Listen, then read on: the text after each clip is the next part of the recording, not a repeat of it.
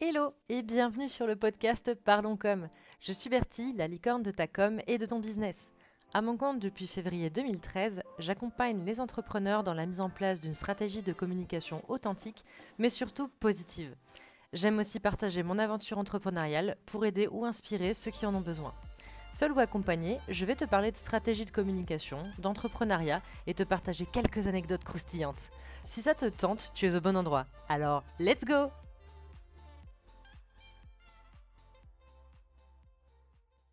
Tout commence en 2013, donc cette année-là.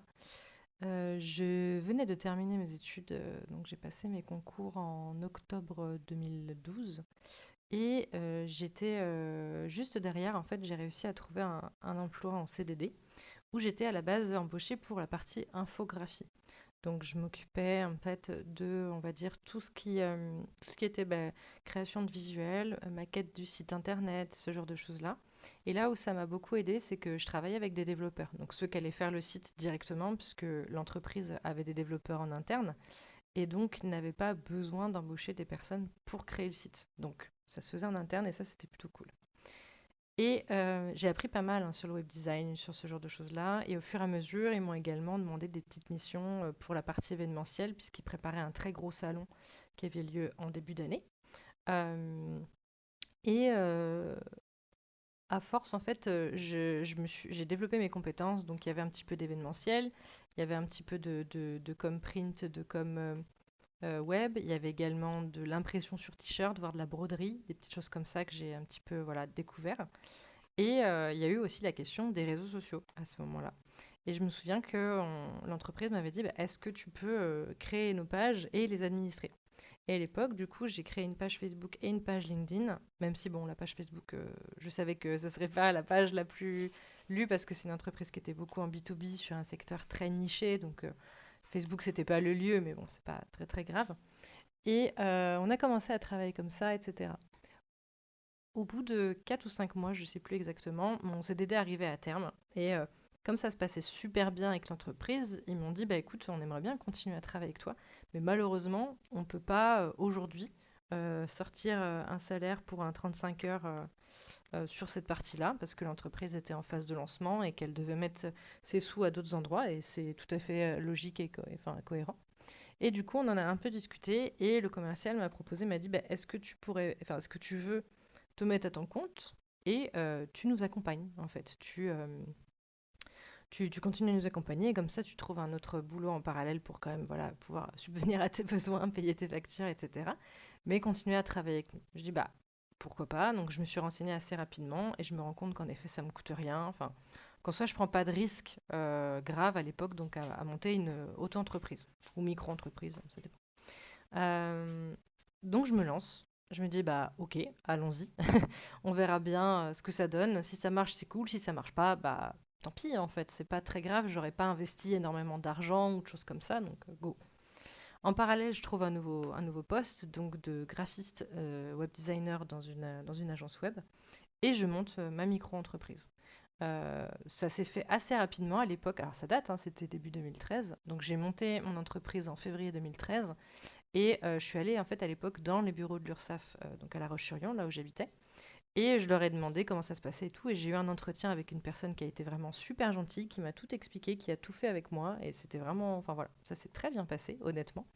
Et derrière, elle m'a demandé bah, à quelle date on ouvre, etc. Et on n'était pas loin de la Saint-Valentin. Et je me suis dit, pour rigoler, tiens, je vais ouvrir ma société le 14 février parce que moi, ça me faisait sourire de me dire c'est la fête des amoureux, etc. Ce genre de choses-là. Je me suis dit, allez, moi, j'aime mon boulot, c'est parti, quoi. Donc, j'ai fondé l'Austin Web. Alors, à l'époque, évidemment, qui s'appelait pas l'Austin Web, puisque quand tu es en micro-entreprise, tu n'as qu'un nom commercial, mais tu n'as pas de nom. Enfin, tu peux avoir un nom que les gens utilisent, mais techniquement, sur les papiers légaux, mon entreprise s'appelait Bertie Mahut, hein, tout simplement. Et là, bah, je commence à continuer à accompagner le client. Donc, je mets en place une interface dans laquelle on peut suivre les statistiques ensemble, ce genre de choses-là. J'ai accès à leur page, etc. Je continue à créer des posts, etc. Et donc, à l'époque, je mets en place mon premier Google Sheet de suivi avec un client.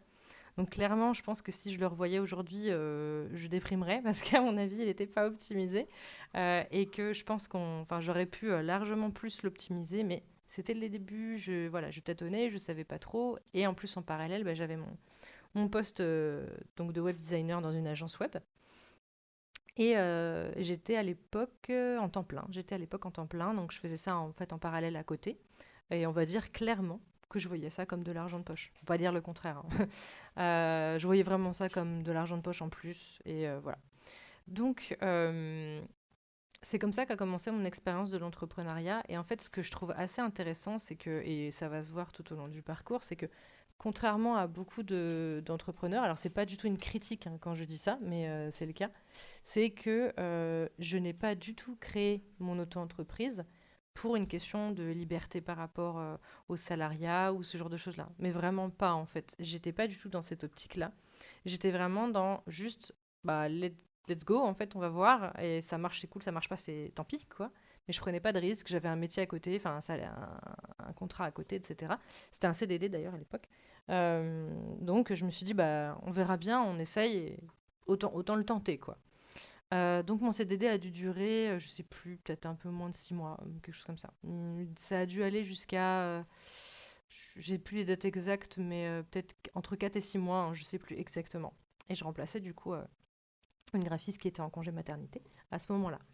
Euh, bon, le travail en lui-même se passe, je vais pas trop m'étendre dessus parce que c'est une entreprise où il y a eu des très bons moments avec certaines personnes en interne et il y a eu aussi pas mal de moments où clairement ça s'est pas bien passé. Mais bon, c'est comme partout, on a des bonnes et des mauvaises expériences, il y a des hauts et des bas, c'est pas grave. Mon CDD arrive à terme. J'étais censée être renouvelée, je ne l'ai pas été parce qu'on m'a expliqué que du coup, on ferait appel à moi un peu plus tard sur une nouvelle mission. Donc je dis bah pas de souci, ok. Donc en attendant, je continue à travailler avec mon client. Donc là, jusqu'ici, ce qui est pas bien, c'est que j'avais qu'un seul client en auto-entreprise, donc techniquement, c'était ce qu'on pouvait appeler du salariat déguisé. Donc c'était pas bien du tout. Ça, je l'ai appris un petit peu plus tard. Donc je me suis dit, il faut que je trouve d'autres clients. Donc j'ai commencé à demander bah, aux proches, hein, clairement.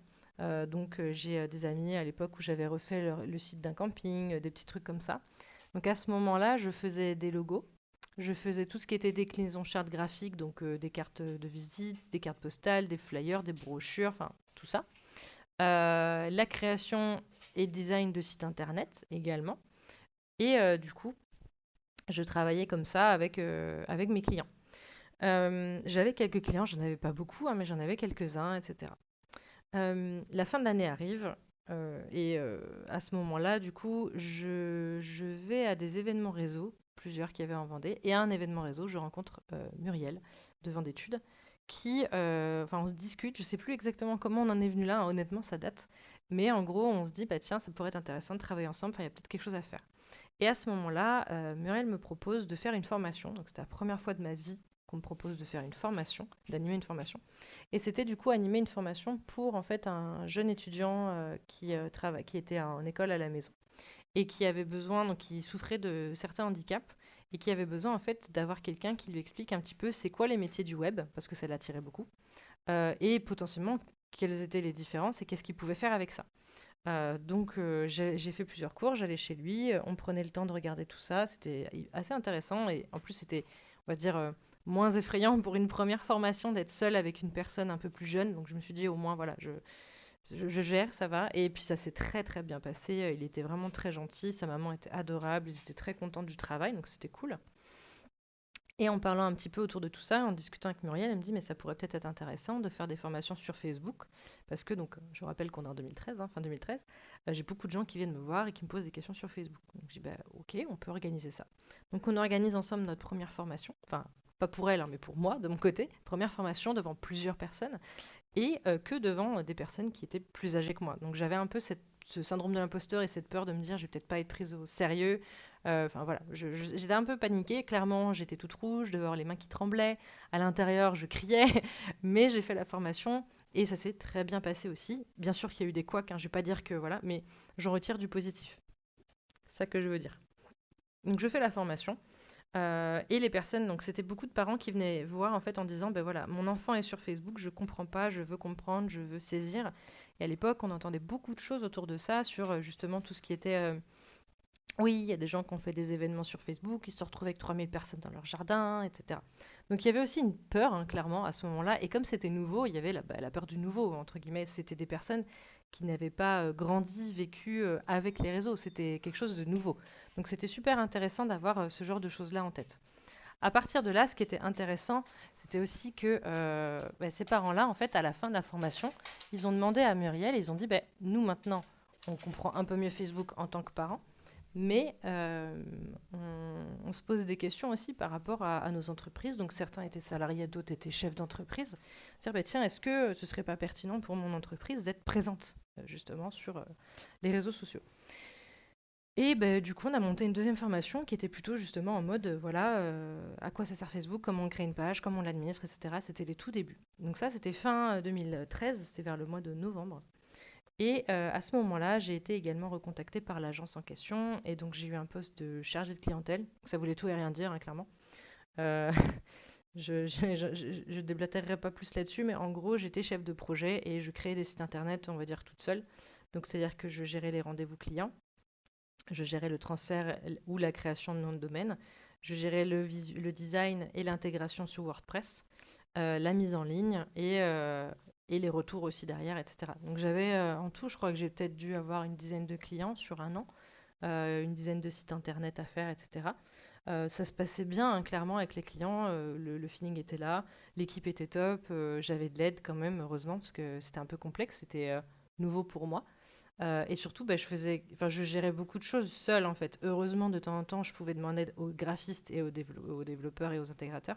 Mais en gros, c'est une agence qui avait en fait qui faisait aussi du sur-mesure. Et moi, j'étais pas dans l'équipe sur-mesure. Enfin, on faisait du sur-mesure quand même, mais j'étais plus dans l'équipe où on prend des WordPress et on prend des thèmes, on les adapte, etc. Donc les sites plus petit budget en général et pas pour les mêmes besoins. Par exemple, pas de e-commerce, pas de catalogue en ligne, pas d'intranet. Enfin voilà, les sites, on va dire, un petit peu plus simples, les sites vitrines. En gros, c'était moi qui pouvais m'en charger sur du WordPress. Et le reste de l'équipe était sur les sites vraiment où il y avait des développeurs qui géraient, enfin, etc. Donc de temps en temps, évidemment, je pouvais leur demander des conseils, heureusement, parce que des fois, ils m'ont quand même bien débloqué, parce que j'étais pas développeuse, hein, clairement. Même si j'avais des très bonnes notions, j'étais pas développeuse. Euh, en parallèle, donc, je continue les formations. J'ai quelques clients qui arrivent à côté, à gauche, à droite, et je continue ce contrat pendant à peu près un an, à quelque chose près. Euh, et en fait, au bout de un an, il y a eu des changements en interne dans l'entreprise qui m'ont clairement pas plu, mais genre vraiment pas du tout. Et donc, je leur ai dit, soit on change les choses par rapport à mon statut, à mon contrat, etc., soit je m'en vais. Et la boîte m'a dit, écoute, tu peux t'en aller, c'est pas grave. Donc je dis, ok, pas grave, je m'en vais, il n'y a pas de souci, je comprends. On est parti en bon terme, mais voilà, j'étais un tout petit peu vexée parce que ça se passait bien avec l'équipe et ça m'embêtait. Mais c'est la loi, enfin c'est la vie et c'est pas très grave. Donc je demande une rupture conventionnelle que j'obtiens, j'ai eu de la chance là-dessus. Et du coup, là, j'ai passé quelques mois en fait à me dire, il faut que je retrouve un taf. Donc c'était fin novembre, quelque chose comme ça. Il faut que je retrouve un travail, etc. Mais je ne sais pas exactement encore ce que je veux faire ou autre. Donc, je fais des stages. Donc, j'étais au chômage, je fais des petits stages. J'ai fait un stage notamment avec mon amie Hortense, qui à l'époque gérait une agence de web marketing. Donc, du coup, j'ai pu faire des stages avec elle, j'ai pu découvrir un peu ce métier-là. De fil en aiguille, je discutais avec plusieurs personnes, etc. Et je rencontre une personne qui gère un Fab Lab. Donc, j'avais toujours mes clients à côté. Ça a commencé à prendre petit à petit, hein. C'était tranquille, mais ça prenait. Création de site web, création de logo, création de carte de visite, quelques formations à gauche, à droite, etc. Et donc je rencontre une personne qui dirige un Fab Lab et qui me propose d'avoir un contrat aidé par Pôle Emploi. Donc c'est-à-dire qu'en gros c'est un contrat, alors je ne sais plus exactement un pareil, mais en gros c'était je crois 3 mois pendant lesquels j'étais payée par Pôle Emploi pour intégrer mon poste par l'entreprise, enfin voilà, et l'entreprise n'avait pas à me rémunérer. Et ensuite, par contre, ils étaient obligés de me proposer un CDD minimum, soit un CDI, soit un CDD de minimum 6 mois. Donc c'est ce qu'ils ont fait. Donc j'ai fait 3 mois payés par Pôle Emploi à prendre mes marques et ensuite 6 mois rémunérés par l'entreprise et au bout des 6 mois de faire le point pour la suite, etc. Donc je suis restée un petit peu moins d'1 an là-bas et à la base, j'étais censée avoir un rôle plutôt d'assistante de communication. C'était un peu le truc de base. Et moi, ça me branchait trop parce que j'étais justement sur cette idée que dans l'assistanat de communication, je vais faire peut-être un peu de graphisme, etc. Mais pas que ça. Je vais être aussi un peu sur les réseaux sociaux, je vais pouvoir faire de la formation, je vais pouvoir, enfin voilà, je savais que j'aurais plusieurs casquettes et j'aimais bien ce côté polyvalent et c'est ce qui m'intéressait et en gros, j'étais partie là-dessus. De fil en aiguille, l'orientation de mon poste a changé et s'est axé beaucoup plus sur des ateliers pour les clients du Fab Lab, ce qui n'était pas un problème parce que ça me faisait travailler ma formation, hein, clairement. Et honnêtement, j'adorais hein, jouer avec la découpeuse laser, l'imprimante 3D, ce genre de choses-là. J'ai appris énormément de choses et c'était top. Mais comme j'en ai parlé à mon responsable et il m'a dit cette phrase, et merci encore Grégory parce que je l'ai toujours en tête et je la trouve géniale. Je lui ai expliqué, je dis, ben voilà, j'aime bien travailler ici, mais je me vois pas faire ça tous les matins, en fait. Au bout d'un moment, je sais que j'ai pas envie de faire ça toute ma vie. Et il m'a dit, et j'ai beaucoup aimé, il m'a dit, bah en fait, oui, c'est ça, c'est que toi, tu t'aimes bien le foot, on est en train de te proposer de faire du foot, mais ton rêve, c'est de faire de la danse, quoi. J'ai fait, bah c'est un petit peu ça, en fait. Euh, donc du coup, on en a parlé et j'ai décidé après mon CDD, donc enfin voilà, d'arrêter de travailler pour l'entreprise. Donc on a terminé le CDD, pas de soucis, etc. Et en parallèle, j'avais commencé un petit peu à chercher du travail. Et j'ai trouvé justement un poste d'assistante de communication dans un réseau national qui était basé à La Roche-sur-Yon.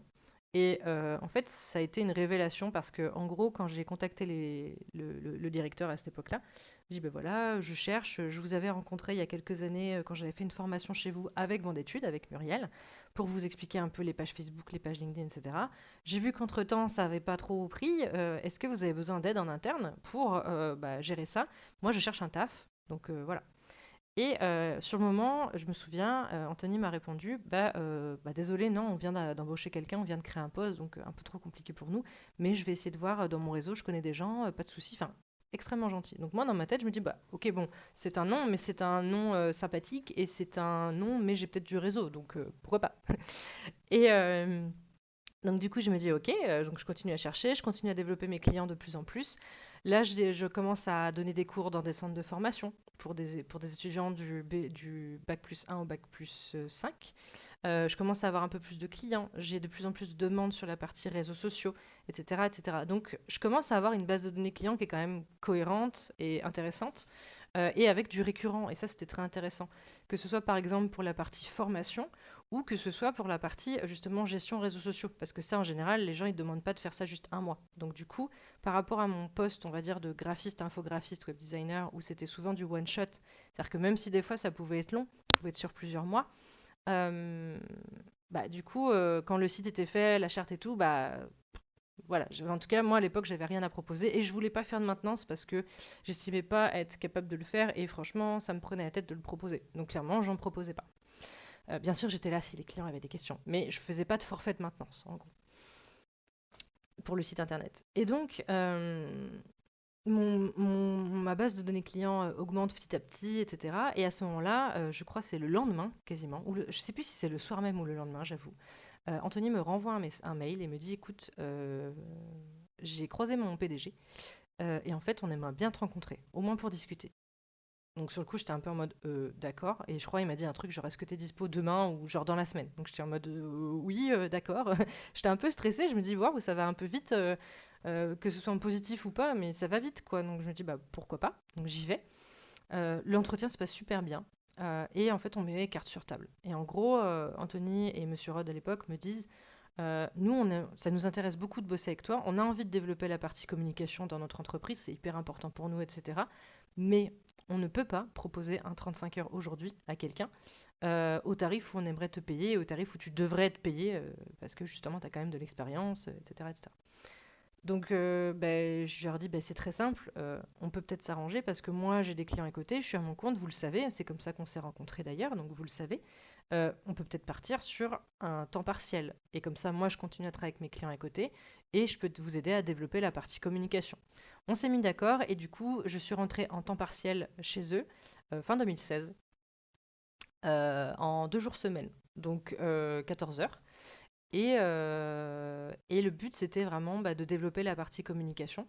Et en fait, dans cette entreprise, déjà, j'ai découvert une équipe vraiment super. Alors, bien sûr, je m'entendais pas avec 100% de l'équipe parce que je pense qu'on ne peut pas s'entendre avec tout le monde. Mais clairement, il y avait une bonne ambiance. Je m'entendais globalement bien avec tout le monde. Bien sûr, j'avais des affinités. Il y a des personnes avec qui je m'entends toujours beaucoup aujourd'hui. Et même si je travaille plus là-bas, j'ai encore des contacts, etc. Et notamment aussi, enfin, toute l'équipe dirigeante, etc. Enfin, ça s'est super bien passé. J'avais une méthode de management qui était vraiment bien, je trouve. Je me suis épanouie, on m'a fait confiance. C'était une des premières fois où dans un taf, en fait, j'arrivais et on me demandait mon avis et on en prenait compte. Et ça, c'était tellement épanouissant et tellement, enfin voilà, ça m'a tellement aidé à me développer, hein, clairement, que j'étais trop contente. Et comme je bossais 2 jours semaine, alors je sais plus exactement à l'époque, mais je crois que c'était genre lundi, mardi ou lundi, jeudi, enfin je sais plus.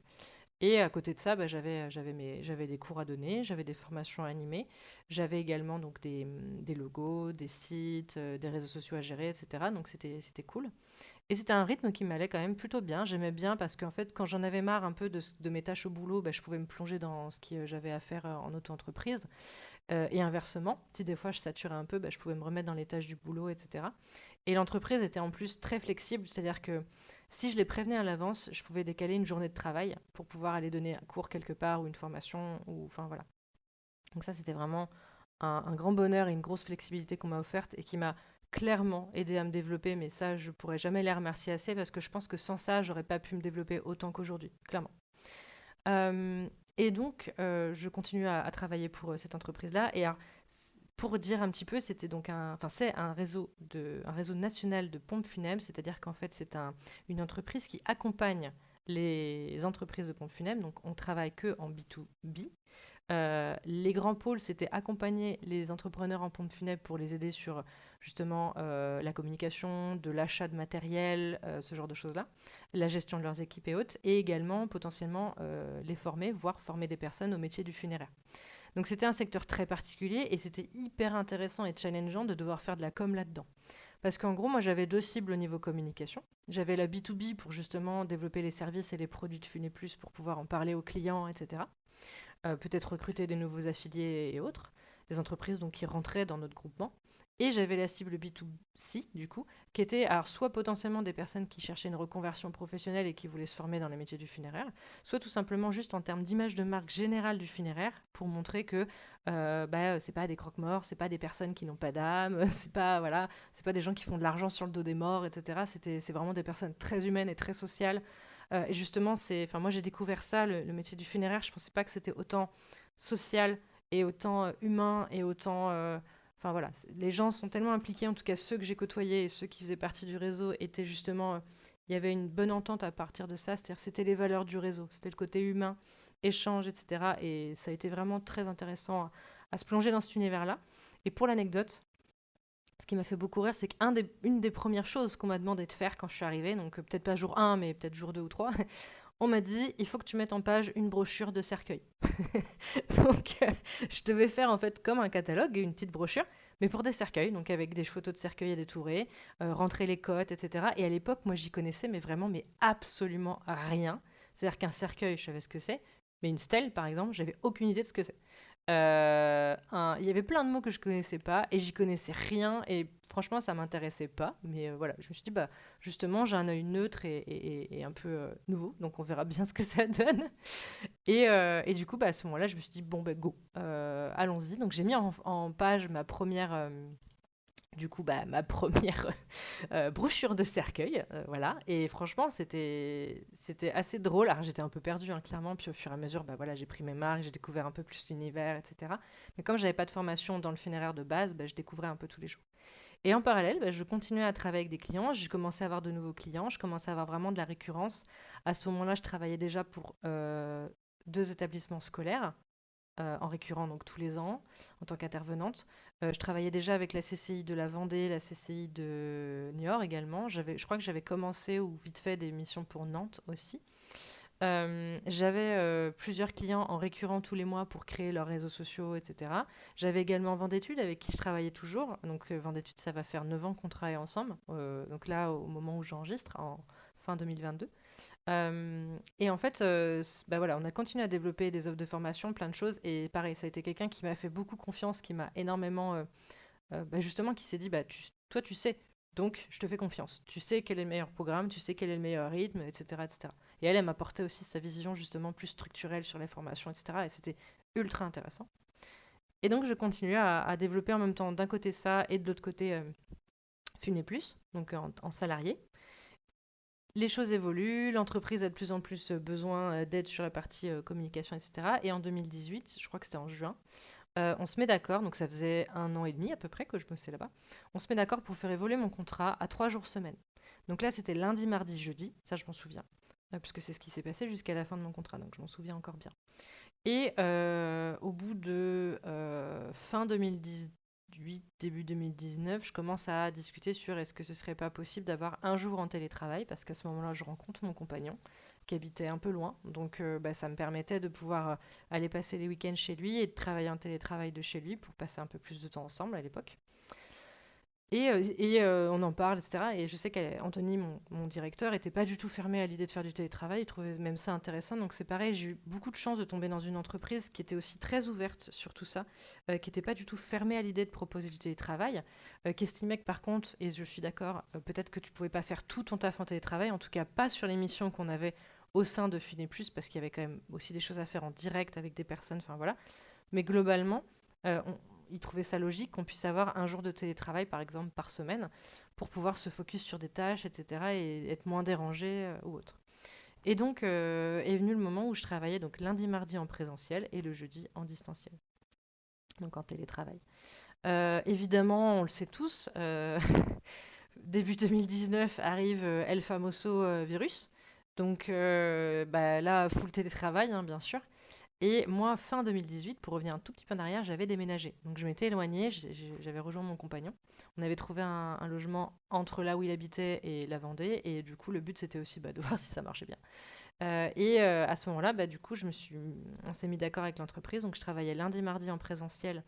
Et en fait, je venais dormir, je dormais en Vendée, parce que j'ai de la famille et j'ai des amis. Je dormais en Vendée le lundi soir. Donc comme ça, en gros, je faisais l'aller le lundi matin et je rentrais chez moi le mardi soir. Donc ça faisait que 2 jours par semaine. Et après, le reste de la semaine, le jeudi, j'étais en télétravail et les autres jours, je faisais ce que je voulais avec mes autres clients, etc. Au fur et à mesure, je commence à avoir de plus en plus de demandes. Je commence, évidemment, heureusement, l'entreprise accepte de bouger des jours de temps en temps pour que je puisse justement euh, pouvoir aller animer des cours, etc. Des fois, je pose même des congés. Alors évidemment, je leur ai pas toujours dit parce que je pense que sinon, ils n'auraient pas été d'accord parce qu'ils voulaient que je me repose quand même, parce qu'ils étaient très bienveillants. Mais des fois, je posais des congés et en fait, j'allais donner des cours, j'allais donner des formations, j'avançais sur mon entreprise, etc. Donc c'est vrai que et j'avais tendance à oublier de poser des congés, clairement. Je sais que Céline, qui gérait ça, m'a relancé plusieurs fois en mode, je sais Bertie, tu as des congés à poser, il faudrait peut-être que tu le fasses. Je dis, oui, oui, oui, je vais le faire, je vais le faire. Donc voilà. Et au fur et à mesure, on était parti comme ça. Euh, et à côté, donc oui, mes clients augmentent, enfin, de plus en plus de clients, etc. Et début 2019, le Covid arrive, télétravail, donc ça se passe très bien. On avait commencé à mettre en place des choses avant, donc on a réussi à gérer quand même plutôt bien, je trouve, au niveau de l'équipe. Et en fait, plus ça va, plus je suis en train de me dire, là j'ai trop de taf à Funé Plus, c'est-à-dire que je sais qu'ils vont me demander, enfin qu'il y a de fortes chances qu'ils me demandent de passer à temps complet, ou au moins 4 jours. Et on en avait déjà parlé. Et en même temps, à côté, j'ai trop de taf aussi en micro-entreprise. Donc là, j'ai commencé à être très tiraillée. Donc jusqu'à fin 2019, j'étais vraiment en mode, je sais pas, enfin, voilà, j'étais un peu perdue. Et donc l'année se passe comme ça. Et en 2020, vraiment, ça augmente de plus en plus. Je me pose vraiment de plus en plus de questions, etc. Et pour en fait un peu mettre ça de côté, je me suis dit, tiens, je vais faire un master. Ouais, je suis un peu bizarre. Mais à ce moment-là, je me suis dit, j'ai envie de monter en compétence, j'ai envie de valider que tout ce que j'ai acquis depuis ces 7 années quasiment de travail, que ce soit en freelance ou que ce soit auprès d'entreprises diverses et variées avec différents postes, etc., que c'est bon en fait. Donc j'ai décidé de faire un master en marketing et communication que j'ai entièrement autofinancé. Ça pique, clairement, parce que ça coûte un certain prix. En tout cas, celui que moi j'ai choisi. Au départ, je voulais faire une VAE, donc une validation des compétences en gros. Et en fait, je trouvais pas ce que je voulais. Et au bout d'un moment, j'ai fait vas-y, je fais carrément un master, ça ira plus vite. Enfin, plus vite, non, mais au moins ça sera fait.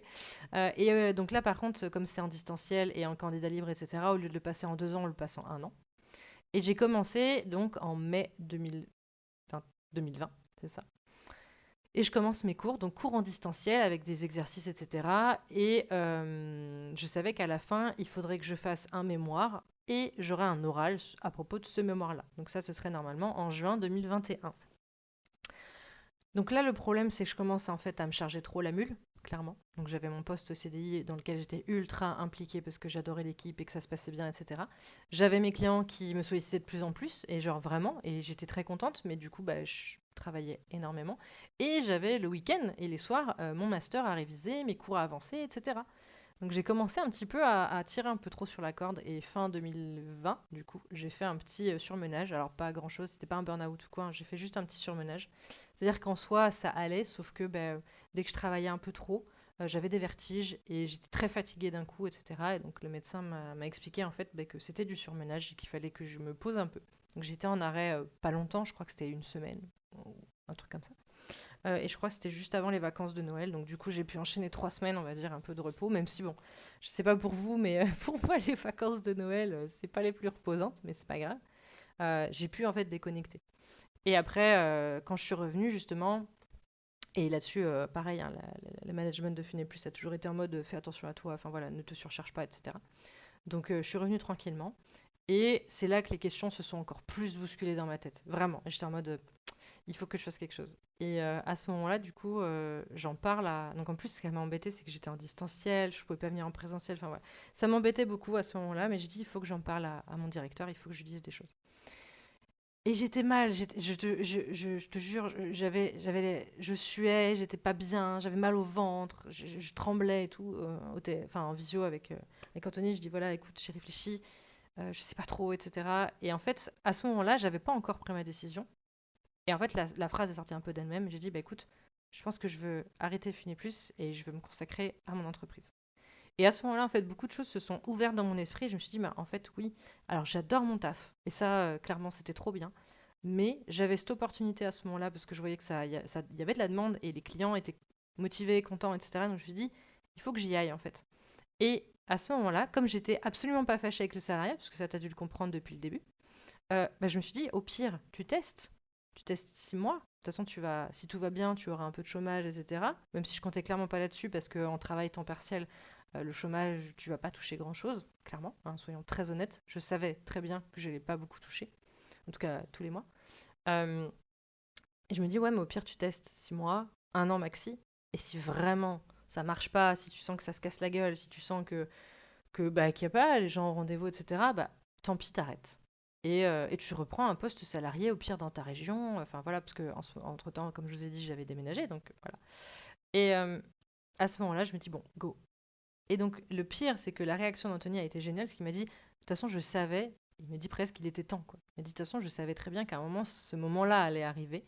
Dès que tu as commencé ton master, je m'en doutais. Et je dis, mais même moi, je savais pas. Il me dit, oui, mais voilà, on s'en doutait, on le savait. Ça nous fait chier parce qu'on perd un élément qu'on apprécie beaucoup, mais on est content pour toi. Et là, en fait, ça a été tellement un soulagement de me dire que l'entreprise n'était pas du tout, justement, parce que j'avais déjà vécu ça avant, en mode soit ah bah casse-toi, on s'en fiche quoi, soit non, ben non, tu peux pas nous laisser et jouer sur la corde sensible, etc. Parce que comme je me plaisais dans l'équipe, ça a été très dur pour moi de faire ce choix-là. Donc j'ai sauté le pas. Donc on a travaillé ensemble sur mes missions, on a travaillé ensemble sur la fiche de poste, on a travaillé ensemble pour recruter la personne qui allait me remplacer, etc. Enfin voilà, clairement j'ai dit par contre je veux partir propre, je veux pas partir en mode salut, je veux partir propre. Donc j'ai fait ma période d'essai enfin ma période de préavis jusqu'au bout, enfin etc. Et je suis partie en janvier 2021. Donc de l'entreprise.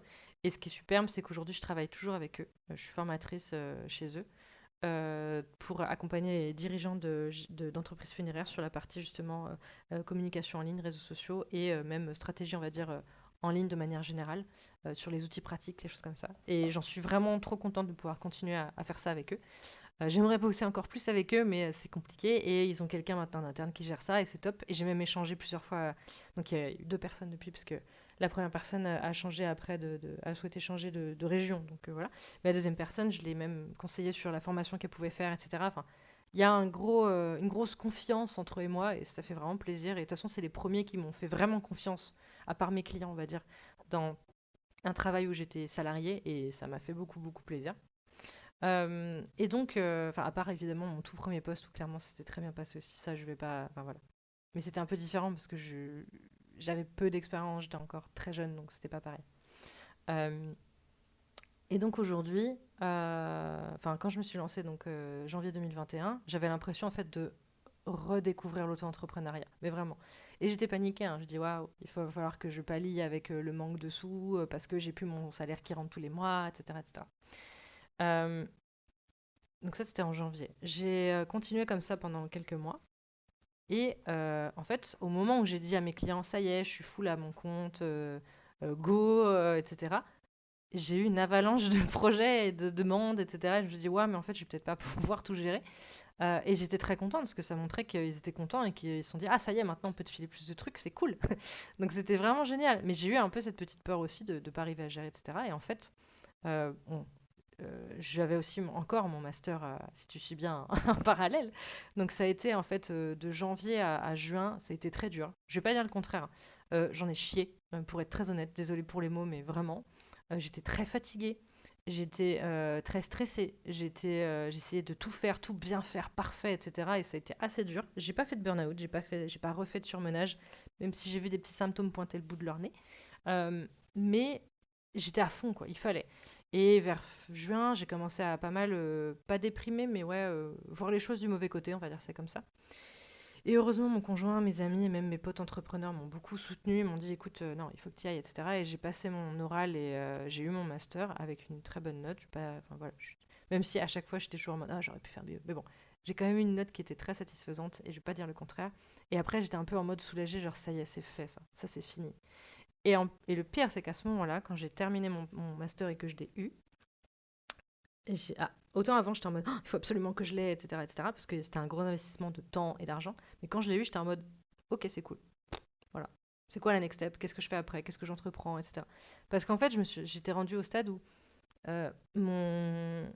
le fait d'avoir un master n'allait pas changer la face du monde par rapport à mes clients, en fait. Si j'avais été encore dans une entreprise avec potentiellement une grille salariale, etc., ça aurait changé les choses. Après, si demain ou après-demain, je me retrouve à être de nouveau salarié, peut-être que là, en effet, ça va changer les choses, etc. Mais en soi, mes clients, il y en a plusieurs qui m'ont félicité, mais voilà, ok. Donc après, c'était quelle est la next step? Et en fait, un peu après ce moment où j'ai passé le master, je commence à me rendre compte que ça se passe bien au niveau de l'entreprise. Et du coup, je prends rendez-vous avec mon comptable pour lui en parler. Je dis, et alors c'était très drôle, Johan, il s'en souvient et on a beaucoup rigolé en reparlant. C'est que je suis arrivée en mode, oui, alors du coup, par rapport à mes chiffres, parce que en gros, si tu le sais pas, quand tu es en auto-entreprise, tu as certains paliers. Tu as un premier palier, quand tu l'atteins, tu as le droit de le dépasser, c'est juste qu'après, tu dois facturer de la TVA. Et le deuxième palier, en fait, c'est en gros, si tu l'atteins trop souvent, enfin, si tu te dépasses trop souvent, c'est que il faut que tu passes en société. Et moi, je commençais à m'approcher du palier de la TVA. Mais vraiment, je commençais à m'approcher, hein, j'étais pas, voilà. Et j'avais pas de prévisionnel, j'avais pas de choses comme ça, donc j'avais pas trop de vue sur la suite, on va dire. Et du coup, à ce moment-là, donc je contacte Johan et j'arrive vers lui, je lui dis, bah voilà, je suis en train de réfléchir parce que comme j'approche le palier de la TVA, je me dis que peut-être d'ici 1 à 3 ans, il faudrait que je passe en société. Mais j'étais vraiment en mode, oula, doucement, je prends juste la température, on verra plus tard. Le rendez-vous se passe, on discute beaucoup, etc. Je crois qu'on en a, ouais, peut-être une petite heure, quelque chose comme ça. Et en fait, Johan, il a un super outil qu'ils ont créé, enfin, qu'ils ont bien paramétré eux, etc., qui m'a montré en gros, voilà comment ça se passe si aujourd'hui tu gagnes tant en prenant mes chiffres actuels, hein. Aujourd'hui tu gagnes tant en micro et aujourd'hui tu gagnes tant en URL. Et au bout du compte, c'était plus avantageux pour moi le URL. Et en fait, là, je me suis pris un peu une claque en mode ah ouais, en fait, c'est peut-être pas dans 1 ou 3 ans que je vais passer en société, c'est peut-être plus rapide. Donc ça, c'était en juin, hein. Ça, toujours, il faut bien l'avoir en tête. Et à ce moment-là, on fait un peu un prévis ensemble, on regarde un peu mes données chiffrées, etc. Et Johan, il se tourne vers moi, il me dit écoute, je sais pas si tu en es consciente, mais c'est pas d'ici 1 ou 3 ans qu'il faut que tu passes en société, c'est d'ici septembre. Et là, ouf, j'ai vraiment eu un blanc, je pense. Enfin, pour moi, il a duré très longtemps, mais en fait, je pense qu'en vrai, il a pas duré si longtemps que ça. J'ai fait ah ok, d'accord, bon, ok. J'ai digéré le truc et j'ai fait, on en a reparlé et tout. J'ai fait bah let's go en fait. Enfin, faut y aller quoi. Parce que c'est intéressant pour tout le monde, parce que c'est pertinent, etc. En plus, je commençais à avoir des charges. Donc je dis go. J'ai fait confiance. J'avais déjà fait confiance à Johan par le passé et ça m'a toujours servi, donc j'ai dit allons-y. Donc si jamais tu veux savoir, c'est Johan de l'équipe Number à Nantes, Numbr, anciennement Pépite.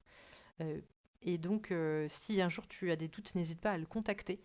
sur LinkedIn ou sur le site de Number ou autre.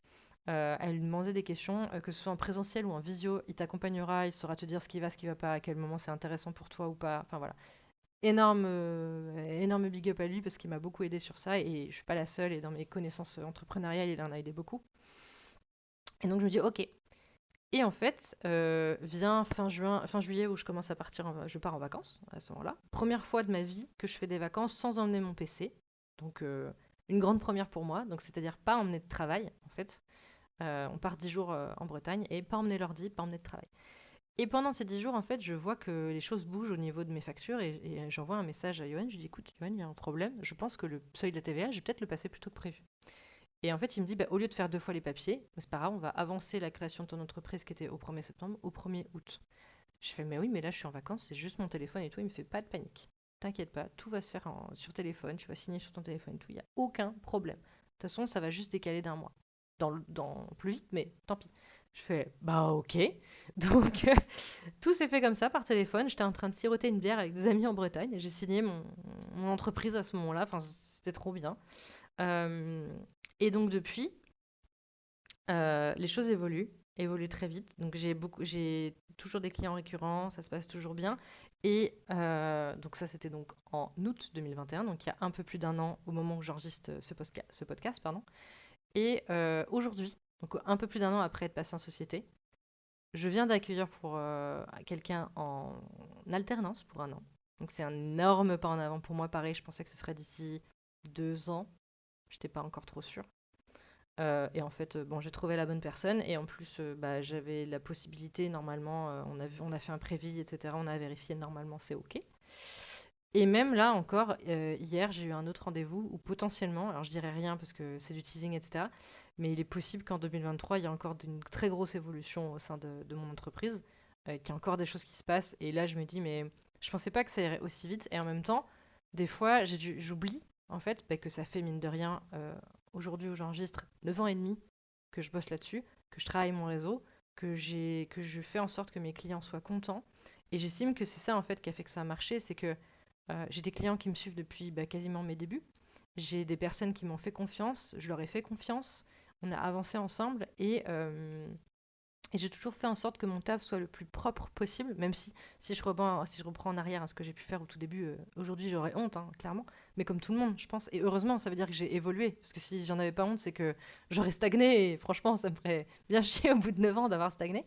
Donc je me dis, bah go, en fait, enfin, pour moi, si tu fais attention à tes clients, si tu fais attention à tes relations clients, à ton customer care, big up à Dorian Baker au passage, et si tu travailles ton réseau, et c'est ce que j'ai fait également, bah de toute façon, ça va porter ses fruits. Enfin, en tout cas pour moi. Par contre, il faut être conscient que ça peut mettre du temps.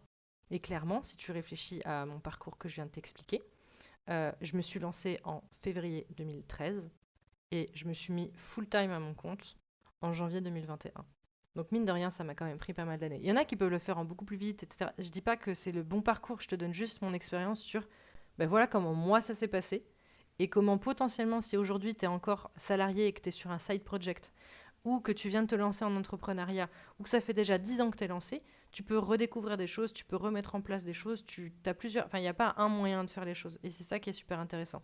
Mais le plus important pour moi, c'est d'être sûr d'avoir toujours un taf qui est bien fait, de faire en sorte d'aimer ce que tu fais, c'est-à-dire dire non aux clients avec lesquels tu n'as pas envie de bosser, dire non aux missions que tu veux plus faire, savoir évoluer aussi, parce que moi je suis partie de infographiste aujourd'hui à experte en stratégie de communication, donc c'est autre chose, c'est une évolution.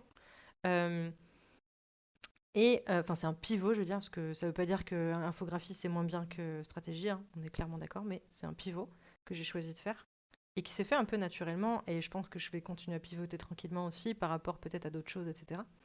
Et si tu fais attention à bien travailler ton réseau, à t'entourer des bonnes personnes, que tu sois à ton compte ou que tu sois encore salarié ou que tu sois un hybride des deux, le fait de t'entourer des bonnes personnes autour de toi, d'avoir du soutien, de pouvoir échanger avec eux, de pouvoir parler à cœur ouvert, etc. Et d'avoir aussi d'autres visions de l'entrepreneuriat autour de toi, ça peut vraiment t'aider. Et j'espère que ce petit récit, alors je dis petit, je fais des guillemets avec mes doigts parce qu'en fait je crois que l'épisode va durer 3 quarts d'heure. Mais voilà, je me disais il était temps pour moi d'en parler parce qu'on me pose souvent des questions sur ce parcours-là, etc. Autant avec les entrepreneurs avec lesquels je travaille, avec certains de mes clients, ou avec des prospects ou même avec les étudiants que je peux accompagner. Donc voilà, je me dis que là, il y a tout. Si tu veux en savoir plus, n'hésite surtout pas. Tu peux me retrouver sur Instagram, @lostynweb, LOSTYNWEB, sur mon site lostyn-web.fr également. Et je serais ravie de continuer les discussions avec toi, de pouvoir échanger sur entrepreneuriat, etc. Puisque dans ce podcast Parlons Com, on parle entrepreneuriat et on va parler également stratégie de communication. Et là, c'était mon petit épisode sur vraiment la partie entrepreneuriat et un peu mon parcours. Pour que, voilà, si tu te poses des questions, tu as toutes les réponses dans cet épisode et j'espère qu'il t'aura plu. N'hésite pas à me dire si tu as besoin, voilà, si tu veux échanger autour de tout ça. Je suis très contente de pouvoir en parler, donc tu peux me retrouver sur Instagram en message privé. On échangera avec grand plaisir. Et je te souhaite une très bonne fin de journée et je te dis à bientôt. Merci d'avoir écouté cet épisode. S'il t'a plu, laisse-moi une note et un commentaire sur ta plateforme de podcast préférée. N'hésite pas également à le partager si tu estimes qu'il peut aider quelqu'un d'autre. S'il y a des sujets que tu aimerais que j'aborde, viens m'en parler sur Instagram, @lostinweb, ou par mail. Je te mets toutes les infos dans la description, donc n'hésite surtout pas, je serai ravie d'échanger avec toi. À bientôt pour un nouvel épisode. Ciao!